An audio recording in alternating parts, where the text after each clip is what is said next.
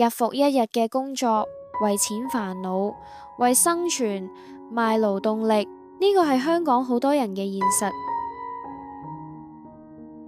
但如果有一日 AI 幫我哋做晒所有工作，資源無限，錢冇咗意義，世界會變成點樣呢？呢個就係 AI 社會主義嘅願景。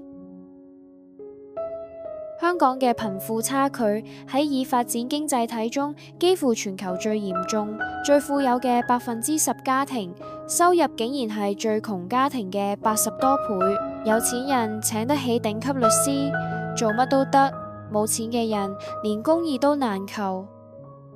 我哋每日準時起身，並唔係因為夢想，而係因為驚冇錢交租，驚俾呢個社會淘汰。我哋將最美好嘅青春賣俾一間隨時可以取代你嘅公司，換嚟一堆數字，然後用呢啲數字去維持呼吸，直到65歲，最後發現我哋從來未真正活過，只係存在過。想象一個未來世界叫做後稀缺社會 （post-scarcity）， 即係資源多到唔使擔心短缺嘅社會。AI 同自動化機械做晒所有生產，合成科技又幫手製造食物同物料，生產成本幾乎變成零。例如無限清潔能源，好似太陽能、核融合，永遠用唔晒。細胞培養肉，喺實驗室養出嚟嘅肉，唔使殺動物，垂直農場，大廈入面層層疊疊種菜，唔使靠農田，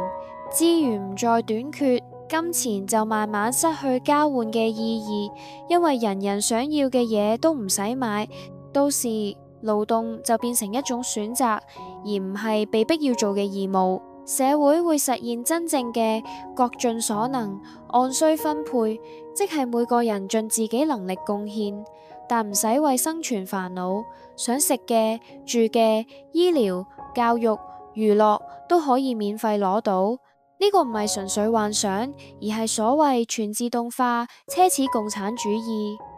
（Fully Automated Luxury Communism） 嘅願景。